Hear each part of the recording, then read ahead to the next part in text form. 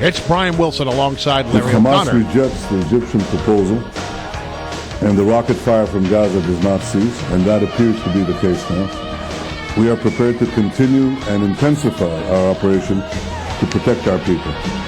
Israeli Prime Minister Netanyahu last night, and Hamas did reject the Egyptian proposal for a ceasefire, and the rocket fire did in fact persist. And so that brings us to our next guest, a contributor at the Weekly Standard, Noah Pollack.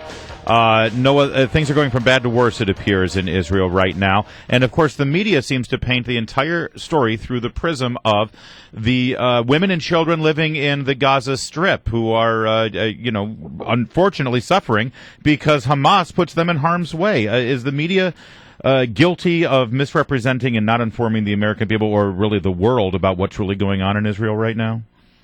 Yeah, I mean, I think actually this go-round has been covered slightly more fairly than it has in the past. I mean, this is not a very difficult game to understand. I mean, you have Hamas, which has intentionally embedded itself in fights from within civilian populations, guaranteeing that any time Israel responds to defend itself, there will be civilian casualties, which then get portrayed in the media as Israel is a war criminal. And it's amazingly, I think there are people who are starting to really catch on to this game. I mean, you don't have to be too bright to get it. So I think it's actually going a little bit better this time. Well, all right. You may think that people are catching on and you don't have to be too bright to get it, but it seems to me that if you look at Foggy Bottom and you look at the White House, they're still equivocating. They've got this moral equivalence between the two sides. Do they get it, Noah Pollack? I think if you look at a great statement on this is the Canadian Prime Minister Harper.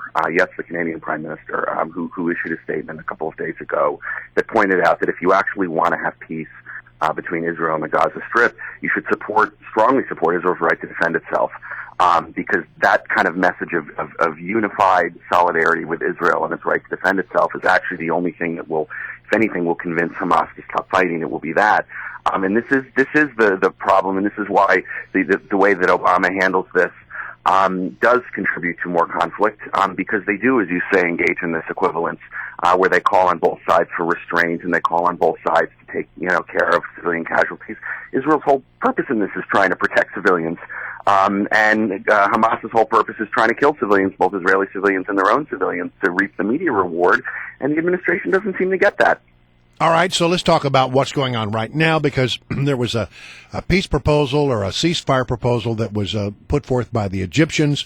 The Israelis said, we can accept this. And then, although there were some initial signs from Hamas that they might go for it, they said there was diplomatic movement. They ultimately rejected it, and it seems like tensions are back at a very tense stage right now. Yeah. So there's something that's very interesting here about this, which is that Hamas, the reason they're fighting is they want three things, and only one of them has anything to do with Israel. Hamas, the first thing they want is, as part of their unity deal that they struck last month with Fatah, which is the other big Palestinian party, they want Fatah to be paying salaries for their civil servant kind of goons in Gaza, 40,000 people. Hamas is very strapped for cash right now. And they signed this unity deal with Fatah, and then Fatah refused to pay the salaries.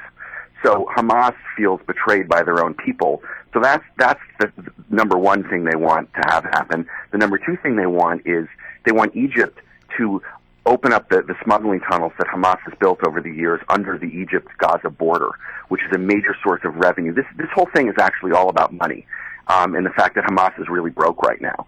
So the second thing is they want Egypt to give them something, which is to open up those tunnels. Once Sisi came in and replaced the Muslim Brotherhood president, Morsi, he closed down a lot of the tunnels. And the third thing they want is actually something from Israel, which is they want Israel, as always, to release terrorists from jail. So the reason Hamas has rejected the ceasefire is this has actually been a very humiliating war for them because they haven't gotten one concession. And Egypt under Sisi hates Hamas and is not giving them any of these concessions. So for Hamas, they've had their territory bombed and they've lost lots of their fighters and gotten nothing in return, so they're rejecting the ceasefire. It seemed like a couple of days ago, John Kerry was trying to position the United States as being a broker for peace there and wanting to negotiate a ceasefire, and that didn't go anywhere. And suddenly Egypt comes in with a ceasefire that Israel jumped right on board with. Is that a message being sent from Prime Minister Netanyahu that he doesn't see U.S. negotiators as honest brokers here? Yeah, there's a little bit of that. I mean, I think Egypt has traditionally played a role as over the past several of these go-rounds as a mediator between Hamas and Gaza and the Israelis. But it's true. I mean, Kerry is not viewed in Israel as being an honest broker. There is a great deal of bad feelings that are left over how he handled the peace talks, and especially over his deputy, Martin Indyk, who during the peace talks was saying terrible things about the Israelis on background to reporters, and blaming Israel for the failure of the talks. So yeah, I mean, there is reduced leverage for the United States in this situation.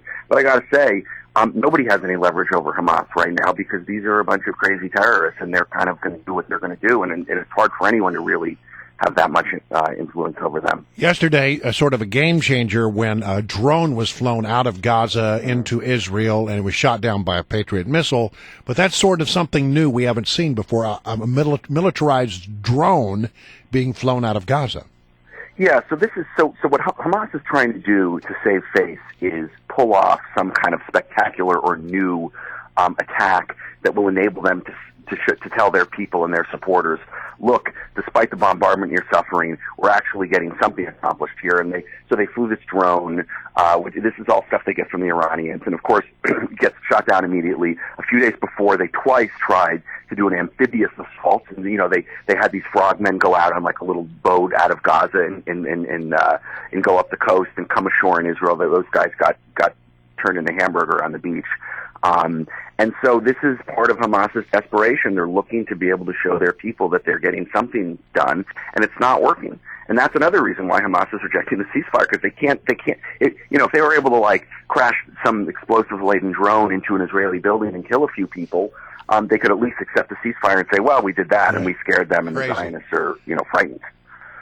All right. Well, listen, thank you so much. Very enlightening. Helped me understand the situation a lot better. Thanks, Noah Pollack, contributor of Thanks for having Weekly me. Standard.